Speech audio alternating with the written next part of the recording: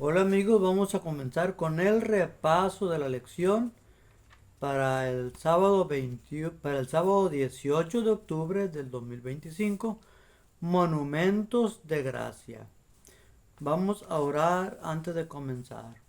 Padre amado que moras en lo alto de los cielos, santo y glorioso es tu nombre. Padre Santo, en este momento vamos a estudiar tu palabra, por lo cual te pedimos que tú nos dirijas y que lo que se haga te honre, te dé la gloria solamente a ti, que sea solamente tu palabra. Lo pedimos todo en el nombre de tu Hijo amado Cristo Jesús. Amén. El versículo de memoria se encuentra en Josué 4, 23 y 24. Dice de la siguiente manera: porque el Señor su Dios secó el agua del Jordán ante ustedes, hasta que hubieren pasado lo mismo que había hecho con el mar rojo, que secó ante nosotros hasta que pasamos, para que todos los pueblos de la tierra conozcan la poderosa mano del Señor, y para que ustedes reverencien al Señor su Dios todos los días. Josué 4, 23 y 24. Bien, esta semana vamos a ver algunas formas como Dios pidió el pueblo de Dios, que el pueblo de Dios hiciera para que no se olvidara de lo que Él hizo por ellos. Viene aquí el relato de una persona que se pasó un semáforo, un rojo, pero era un maestro y el tránsito, inspector, la policía le dice, le pregunta por los documentos, le dice que se le habían olvidado y al último el policía de tránsito le dice que verían las cosas como si fuera una escuela, en la cual eh, le multaría, le haría la multa como si fuera a pagar una matrícula. Así es que le dijo al final: aquí está su multa, es la matrícula, para que no se le olvide que tiene que traer los documentos aquí. Bueno, el caso es que para mí se me hizo de sobra la historia, porque como quiera se puede expresar que nosotros como seres humanos se nos olvidan muchas cosas y a veces es necesario tener alguna manera de recordar aquello que se nos olvida, especialmente cuando es algo muy importante. Bien, el pueblo de Dios iba a entrar a Canaán, y al entrar a Canaán, Dios quería que la conquista de Canaán fuera algo que ellos jamás olvidaran. Eso era para que también el pueblo de Dios reconociera que Dios es poderoso, que Dios cumple su palabra y que sin Él ellos no podían hacer nada. Bien, así que vamos a analizar el cruce del Jordán y vamos a ver qué podemos aprender de esa experiencia. El cruce del Jordán se llama la parte del domingo y se nos pide que leamos Josué 3, 1 al 5. Vamos a leer Josué 3, 1 al 5. Dice: Josué se levantó de mañana y partió de Sittim. Llegaron hacia el Jordán, hasta el Jordán, él y todos los israelitas, y reposaron allí antes de pasar. Al cabo de 3 días los oficiales pasaron por el campamento y mandaron al pueblo: cuando veáis el arca del pacto del Eterno vuestro Dios y los sacerdotes y levitas que la llevan, partid de vuestro lugar y marchad en pos de ella. Pero dejad entre vosotros y ella una distancia de unos 12,000 codos, o sea, unos 900 metros aproximadamente. No os acerquéis a ella, pues que sepáis por dónde ir por cuanto vosotros no habéis pasado antes por este camino. Versículo 5. Y Josué dijo al pueblo: santificaos, porque mañana el Señor hará maravillas entre vosotros. Bien, llegaron a las fronteras de Canaán, ya próximo a cruzar el río Jordán para llegar a Jericó. Desde que estamos cruzando el Jordán, desde que comenzó la lección de escuela sabática, y hasta ahora lo vamos a cruzar. Así que el pueblo de Dios recibió la orden de llegar a un lugar en el cual descansaron 3 días. Y después de descansar ahí, Josué les dio la señal de que cuando vieran a los sacerdotes levantar el arca del pacto, era momento de levantar sus tiendas para partir, cruzar el río Jordán y comenzar a conquistar la tierra de Canaán. También ellos debían de prepararse espiritualmente, debían de purificarse espiritualmente antes de cruzar Canaán. ¿Por qué era importante que el pueblo de Dios recibiera instrucciones de lo que tenían que hacer para cruzar el Jordán y comenzar a conquistar Canaán? Bueno, la respuesta es muy sencilla. Primero, porque iban a comenzar la labor de conquista, aunque ya la habían comenzado con los reyes que estaban antes de cruzar el río, como el rey de Og, el rey de Basán, que ya fueron conquistados. Y que por cierto pidieron 2 tribus y media que le dieran ese territorio porque era muy bueno para ganado. Bueno, pero de todos modos, cruzar el río Jordán y conquistar a Canaán sin instrucciones es exponerse a mucho riesgo. Lógico es que ante una gran empresa haya una buena dirección, y Josué brindó esa buena dirección al pueblo de Israel por órdenes, claro, de nuestro Dios. ¿Por qué tenían que purificarse ellos para cruzar el Jordán? Bien, ¿qué significa purificarse? Purificarse se relaciona, por ejemplo, con el acto que hacía el sacerdote antes de fungir, antes de entrar al santuario y fungir como sacerdote. Él ofrecía un cordero, se bañaba, ofrecía un cordero para el perdón suyo, y entonces ya comenzaba a laborar como sacerdote. Para poder ejercer en ese día, tenía que limpiar su vida todos los días de todo pecado, de toda contaminación espiritual. Israel también tenía que limpiar su vida de toda contaminación espiritual antes de cruzar el río Jordán.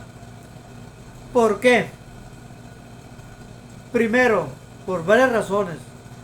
Primero, porque tenían que cruzar el río Jordán, cuando éste estaba crecido, estaba desbordado, estaba con mucha corriente, estaba bravo, y cruzarlo con las madres, con los niños, era exponer a toda la familia a que el río los arrastrara y se ahogaran. Dios iba a obrar un milagro. Por eso le dijo Josué: mañana veréis ustedes al poder cómo Dios va a actuar. Así es que Dios no podía actuar a favor de Israel si había contaminación espiritual en el pueblo de Israel. Por lo tanto, el pueblo de Israel, antes de cruzar el río Jordán, tenían que examinar toda su vida, examinar si tenían algún pecado pendiente, pedir perdón por ese pecado, limpiar su vida de todo pecado, para que Dios pudiera actuar en ellos y obrar el milagro de cruzar el río Jordán. ¿Qué pasaría? ¿Qué hubiera pasado si hubiera habido anatema o si hubiera habido pecado en Israel al querer cruzar el Mar Rojo, el río Jordán? El río Jordán no se hubiera abierto y no hubieran podido cruzar. Se hubieran encontrado con la frustración, y si se hubieran atrevido a cruzar el Mar Rojo, se hubieran ahogado. La muerte les acechaba. Ellos tenían que, pues, a beneficio de ellos, limpiar su vida de todo pecado. También habrían de conquistar ahora sí la ciudad de Jericó. ¿Cómo habrían de conquistar la ciudad de Jericó si en el pueblo de Israel había personas que tenían pecado? Para Dios no le gusta trabajar de esa manera. Para nosotros es imposible triunfar de esa manera. Lograr los propósitos divinos con pecados en nuestra vida es algo que no se puede. Por lo cual Dios demanda que nosotros limpiemos nuestra vida de todo pecado para que Él pueda actuar y manifestar su poder en nosotros. ¿Qué es lo que pasó después de que conquistaron Jericó? Ya lo mencionamos en las lecciones anteriores, cómo alguien se robó de la ciudad de Jai, se robó un manto, se robó también un lingote de oro, en fin, y los ocultó. ¿Y qué pasó? Que cuando quisieron tomar la ciudad de Jai fracasaron. Ellos castigaron a todo Israel. Si ellos no hubieran cometido ese pecado, hubieran vencido a Jai de una vez por todas. Tuvieron que corregir el anatema que había en el pueblo de Israel, para entonces sí, otra vez intentar pelear contra la ciudad de Jai, y entonces sí triunfaron. La pregunta es, nosotros estamos ante el umbral de la eternidad. Pronto Jesús está por venir. Pronto en el pueblo de Dios habrá de caer la lluvia tardía. Y el pueblo de Dios no podrá llegar a la lluvia tardía si hay pecados que están todavía sin confesar.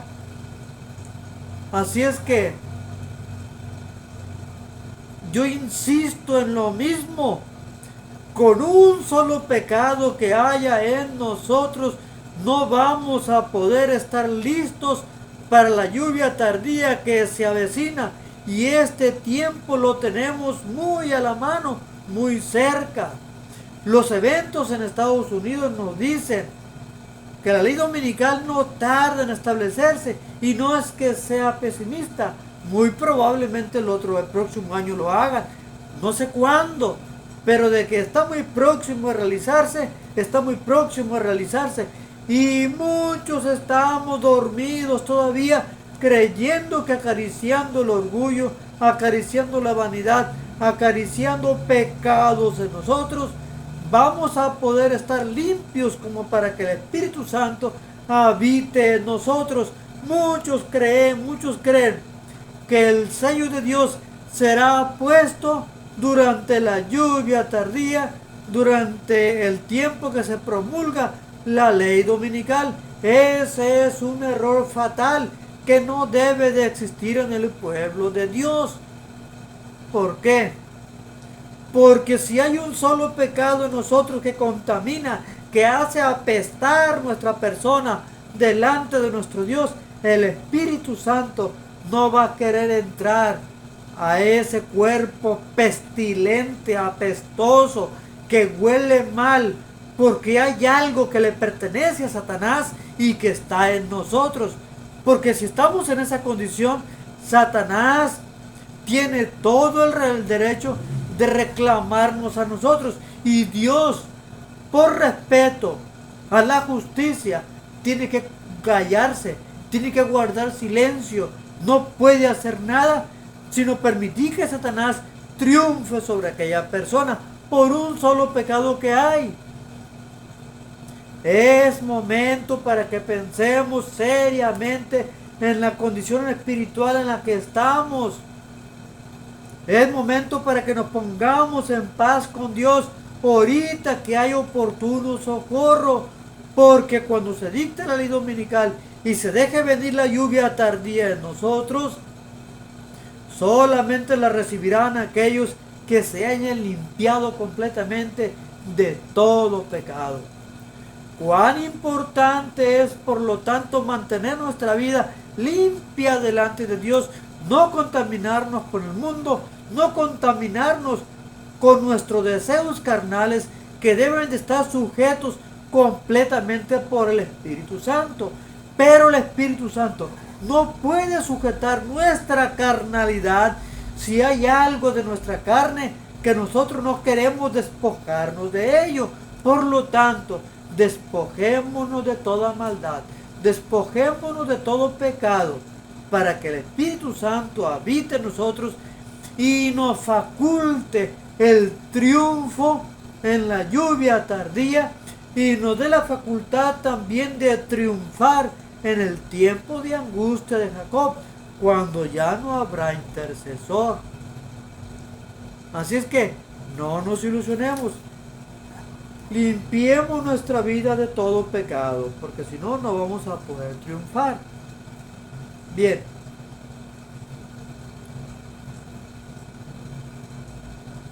Ahora, Dios iba a actuar de una forma maravillosa con el pueblo de Israel. El pueblo de Israel debía prepararse para contemplar con sus ojos el poder de Dios al abrirse el río Jordán y también al hacer caer la muralla de Jericó.